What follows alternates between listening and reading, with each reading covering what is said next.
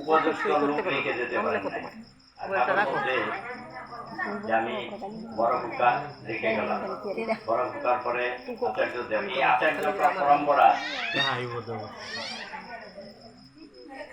এখন আমাদের মুখ্য কাজ হলো যেখানে করা যায় ডিপি ওয়ার্ক।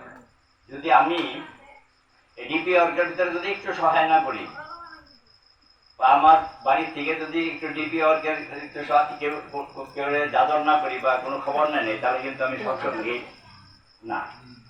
বর্তমান যে চলতেছে আর কি, যা ঘরে যাবেন উদযাপন দাদার প্রণাম করতে পবিত্রতা ডেকে নিয়ে যায় ডিপি ওয়ার্কের কাম কর।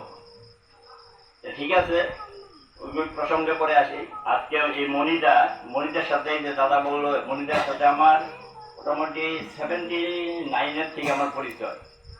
আর উনি খুব কথা বলতেন, খুব দোকানে আসলে হাসতেন।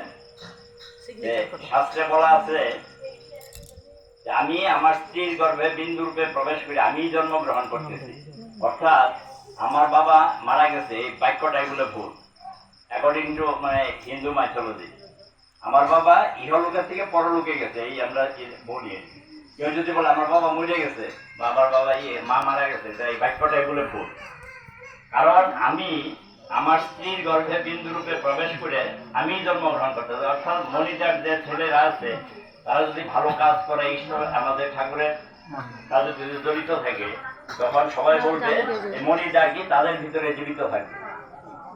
ইংরাজিতে একটা কথা আছে, এক আওয়ার ডাইস মেনি টাইম।